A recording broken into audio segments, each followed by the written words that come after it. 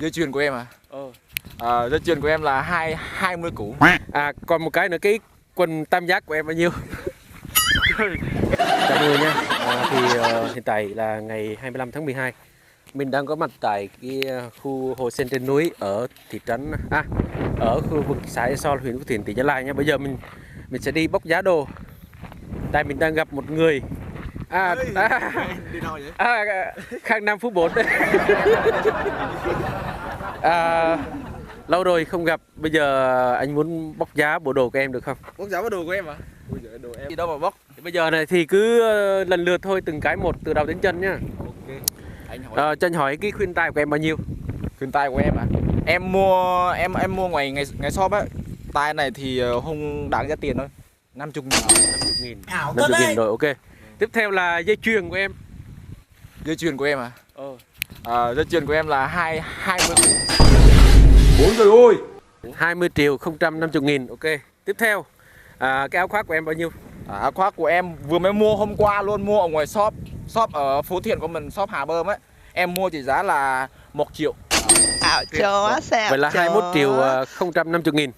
Rồi, cái áo trong của em. Áo trong của em là áo trong của em là 500.000 thôi. Ghê chưa? 21.550.000. 21.550.000, ok. Tiếp theo là cái túi này. Cái túi em này mua cũng gần mấy tháng rồi. Cái túi này là 500.000. Tiếp theo là cái quần đùi của cái quần dài của em này. Quần dài còn nguyên cái màu gạch đây là luôn. em vừa mới mua luôn, mua hôm qua luôn. Cái này mua may chung chứ? với... Đúng không? May hay là mua? Cái này là may, quần may. Là bao nhiêu? may rất là đắt đó. Tầm 1.550.000. Không thể tin nổi. Không thể tin nổi. Chính chúng tôi cũng không thể tin nổi. Tiếp theo là cái dép của em đây. Dép này. Dép này em cũng mua ngoài shop luôn. Em mua cũng lâu rồi, cũng gần 2-3 tháng rồi. Dép này là 500. Dép 500. Vâng, 500. Còn cái dây thắt lưng của em đây. Dây thắt lưng của em là dây này rất là xịn nhá. Em mua trong cái tiệm vàng.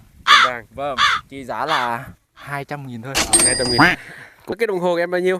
Đồng hồ của em mua ngoài tiệm Phú Thiện Gia Lai của mình á. Chỉ giá là 2 triệu. 2 triệu. Vâng. Còn một cái nữa, cái quần tam giác của em bao nhiêu? Cái gì vậy bà nội?